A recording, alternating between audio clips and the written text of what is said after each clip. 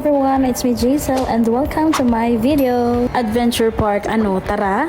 For today's ganap nga pala guys. Bale, meron kasi akong birthday surprise sa kapatid ko. Actually kami ni na mama at saka ni tita. Medyo hassle kasi kapag nagluto pa kami or nagprepare pa kami ng handa. So, nag-decide na lang kami na igala na lang yung mga bata. Bale, iilan lang pala sa kanila yung nakakaalam kung saan kami pupunta. Kasi talagang sinekreto namin to kay Renz. Kasi nga, gusto namin ma-surprise siya. And pinalabas namin na kunwari sa SM lang kami pupunta, mag-arcade o kaya mag-iilo. Bale, wala nga pala kaming service dyan kasi busy yung mga tiyuhin ko mamasada. Fast forward, nakasakay na nga pala kami ng jeep. And naglakad lang kami papuntang Sakayan. And grabe talaga yung init nung time na yun kasi siguro mga bandang 2 PM na kami nakaalis ng bahay. As in, sobrang init talaga. Nakababa na nga pala kami ng jeep and maglalakad nga pala kami galing dito sa kanto papunta dun sa may Fiesta Mall. And sakto naman wala na rin yung init. Ilakad lang namin simula doon sa may kanto ng Fiesta Mall papunta dito mismo sa Fiesta Mall. Medyo malapit na naman siya and kaya rin naman lakarin. So papasok na kami nito sa may Fiesta Mall and hindi pa alam ng kapatid ko kung saan talaga kami pupunta pero may nakita kasi siya doon sa monitor ng mga naglalaro. Pati ako na-excite tsaka nakakatuwa kasi kasama naman yung mga bata. Hindi pa kami nakakalayo at may nakita kami 7-Eleven kaya bumili muna ako ng tubig at tsaka nagmerienda muna kami. And meron kami nga palang dalang mga sandwich dyan. So, nagmerienda na lang muna kami habang inaantay namin si Tita. Ganda-gandahan na naman yan siya. Habang inaantay nga pala namin si Tita, ito, umorder muna kami sa Jollibee na malapit lang doon sa 7-Eleven ng tig-isang mix and mat. And sakto naman dumating na si Tita, nandito na rin yung order namin. Na para bang may pa-feeding ang atake.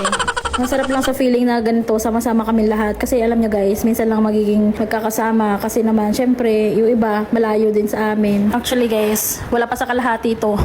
Medyo marami pa talaga yung kulang. Kung padamihan lang naman ang magpipinsan at saka mga apo, ilalaban ko talaga ang Loreto family. Dami namang commercial.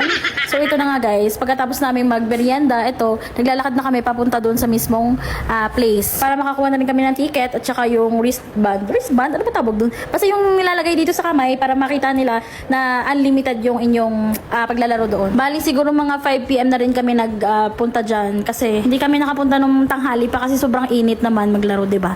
So hindi rin namin mai enjoy. Kaya hapon na lang kami pumunta. Total 10 PM pa naman ang sarado ng Adventure Park.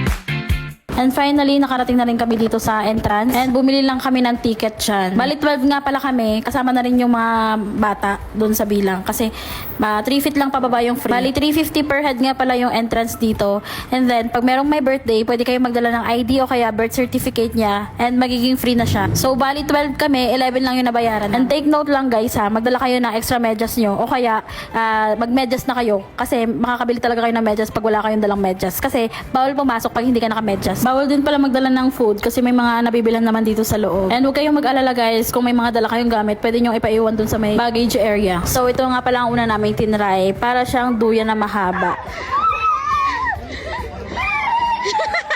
Grabe, parang healing my inner child talaga. Kahit mga matatanda, talaga nag-enjoy. At talagang nakisali ka pa talaga. Grabe talaga, para talaga kami mga bata dito, enjoy na enjoy kami. After nga pala namin magpaduyan-duyan dyan, tinry naman ni Irish tong parang roller coaster na maliit. Kasi bata lang yung pwede dyan. And yung maliit lang sa amin ay si Pats at saka si Irish lang. Ayaw ni Pats, kaya si Irish na lang nag-try. Syempre, ang nagpedal ay yung bikers namin. Yan, sanay na sanay mag-bike. Since hindi naman kami pwede dito, nag-cheer na lang kami sa kanya. Bali, magpipidal nga lang pala para makaakyat itong doon sa may pinakataas. Tapos, pag nasa taas na, pwede na siyang bitawan kasi kusa na siyang tatakbo.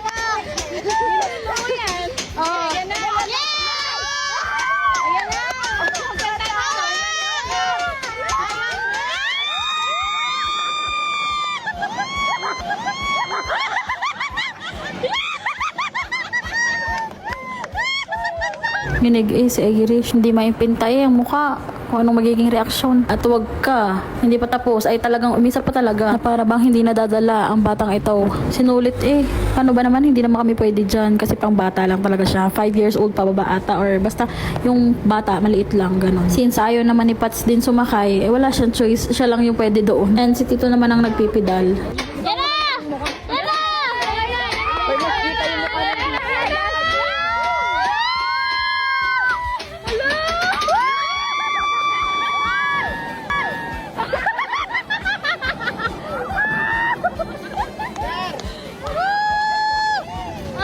sure nga pala doon hindi na siya umulit na para bang na-trauma na ang person. Meron din pala ditong mga duyan-duyan na may butterfly. Ang ganda nga ang angas oh. Gumagalaw siya kapag nagduduyan kayo. Nakakatuwa naman at kahit magastos talagang ipinush namin na makasama sila kasi minsan lang din mangyari sa life namin to. And feeling ko naman nag-enjoy sila kaya sobrang worth it din yung aming gastos at saka yung pagod. Hindi pa namin naisama yung iba kasi syempre pag shinolder namin lahat medyo talagang masakit sa bulsa. Meron din pala dito parang slide para sa mga kids. 5 years old lang siya pababa. Tsaka meron namang nakalagay sa gilid na mga rules kung ano or ilang edad lang yung pwede maglaro doon sa part na yun. And yes guys, marami talaga mga pambata kasi syempre para talaga sa mga bata ang adventure park. Okay, next. Proceed naman kami dito sa parang tulay-tulay na to. And pwede na dito yung mga adult pero dapat hindi na isasama yung mga sleeper o kaya sapatos. Kaya guys, importante talaga na may medyas kayong dala kasi pag wala kayong medyas, it's either bibili kayo or hindi kayo makakapasok. Bawal nga palang tumalon-talon dyan and tinan nyo naman, ang titigas ng ulo. Sabing bawal nga ni, talon pa rin ang talon eh. And wag kayo mag-alala guys, kahit mahulog kayo may net naman nasasalo. Sana all may sumasalo. COA na naman siya. So pagka tawid doon sa parang tulay, yan dito kayo mapupunta sa may slide din pero para siyang bulkan. Aakit muna kayo doon sa rope. Saka kayo magpapaslide.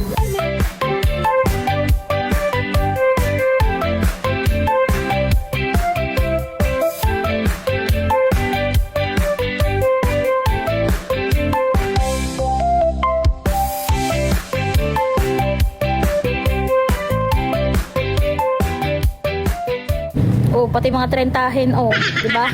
Welcome pa rin ng mga adult at yung mga adult pa talaga yung mga nag-enjoy. After nila mag-slide, ayan, pabalik na ulit sila doon sa pinag-anuhan nila. Ano ba? Ma-explain. Basta yan, pabalik na sila. Pero yung kanilang tinatapakan dyan is gulong na lang. Hindi ako makapag-try kasi nung time na yan, may period ako kaya hindi ako alam mo na, akyat-akyat. Kaya ito, panay video na lang ako para may mga memories naman, di ba? Ang birthday boy, akin namang likot. After nga pala namin doon sa may pambata, di kami pumunta na doon sa may sunod. Grabe, sobrang lawak kasi talaga dito. Kaya ikaw na lang sadyang mapapagod ka kahanap diyan ng mga pwede mong paglaruan. And ito yung entrance mismo. Tapos, yan, makikita dyan may mga fish pond, yan, may mga isda. Tapos yan yung mga pwede mong laruin dyan. O diba? Ang dami. Talagang mananawa ka diyan kahit ikay maghapon, magdamag. And tada! Napakalawak. Grabe, nakaka-excite. Napakalawak pa pala dito sa loob at marami pang mga activities na pwedeng gawin.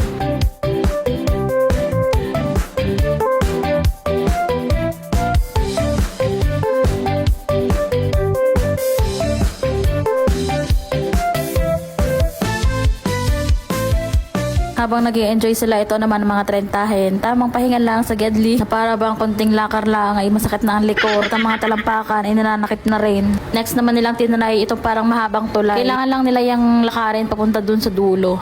Kasi nasa dulo yung exit. Guys, thank you Lord. Buti na lang talaga maganda ang panahon nito. Kasi kung umulan talaga, hindi talaga kami makakapag-enjoy. Paano ba naman wala dito masisilungan? Kung sakaling umulan ay utas. Hindi ko na mahagilap ang iba at kanya-kanya na ng takbo. Ang iba naman, nandini sa may padulasan dito. Kita ko kasi sila Renz nandun sa taas. And kailangan mo siyang akyatin. Tapos yung pababa mo, mag-i-slide ka lang. Pero grabe ang taas niya na. Kupo, panay sigawan pababa. Akala mo kung saan na nakasakay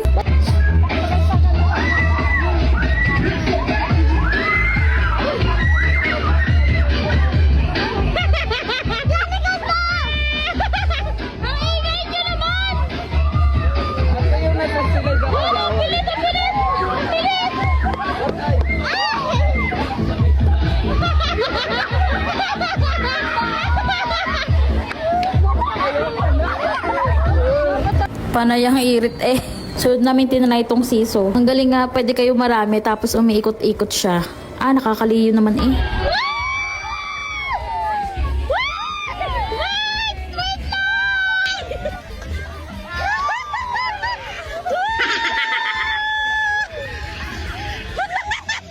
Hindi rin naman kami nagtagal doon at talaga nakakaliyo.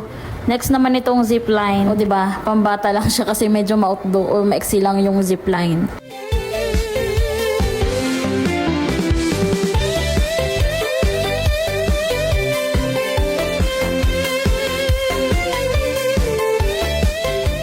Yan na si Vayot na ang sunod.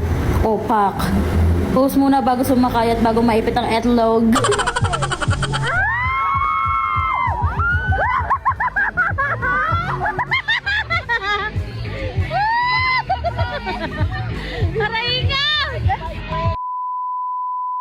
After namin dun sa zipline, pumila muna kami dito sa may train. Bali, isasakay kayo ng train paikot doon sa Adventure Park. Medyo mahaba lang yung pila, pero worth it naman kapag nakasakay ka na. Habang nakapila nga pala kami, ito pinasayaw muna namin ng mga bata. Mga danceries yarn.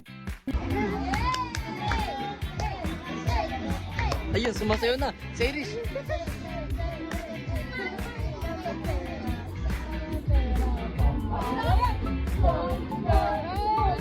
Eh, oh, oh, oh. Oh, oh. Oh, oh, oh. Lo. Palong-palo mga batang. Oh, meron pa, isa pa. Grabe, palong-palo. Isa pa. Dumating na pala yung sasakyan namin, paikot ng Adventure Park. Bali, iikot nga pala to sa buong Adventure Park para makapasyal-pasyal. Tapos habang umiikot kami, bawat isa sa inyo, sasakay kayo sa may unicorn. Parang carousel lang ang peg.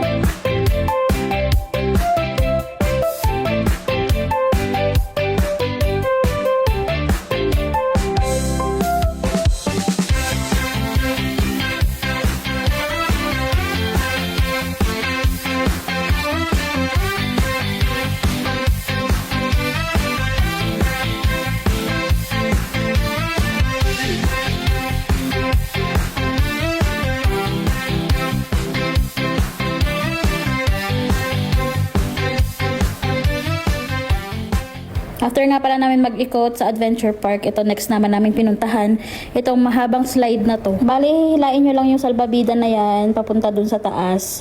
And then, uupo kayo. At meron naman mag-a-assist sa taas para itulak kayo pababa. Bali, bawal nga pala dito nakasapatos at saka naka-chinelas. Kailangan hubadin. Dapat naka-medyas ka lang talaga.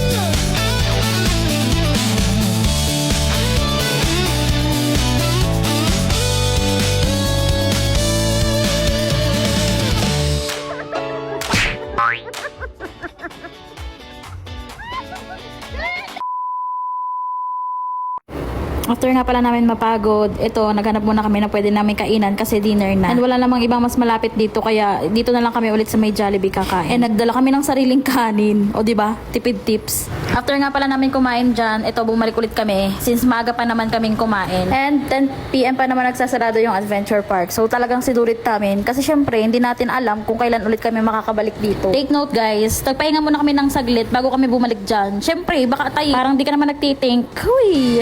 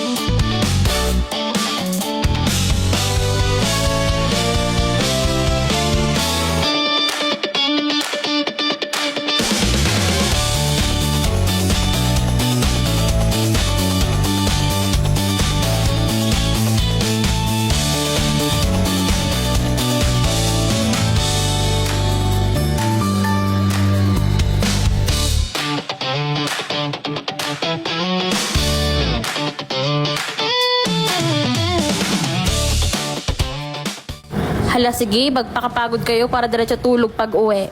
Yan talaga yung goal dito guys. Pag-uwi ng mga bata para diretso tulog na. Paano ba naman, lagi nagpupuyat. And 20 minutes na lang pala magsasarado na yung Adventure Park, kaya talagang sinusulit na.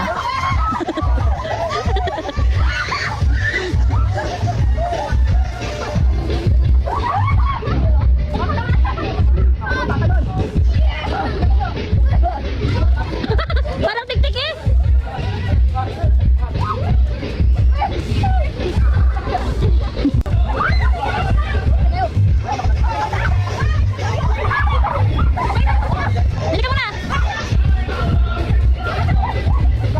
And dito na nagtatapos ang video na to. Sana nag-enjoy kayo. See you in my next video. Thank you for watching guys. Bye-bye!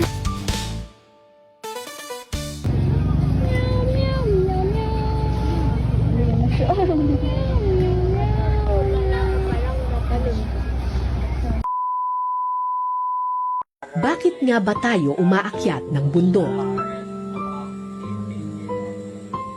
Sa simula, maaaring pagsubok at tagumpay lamang ang ating habol.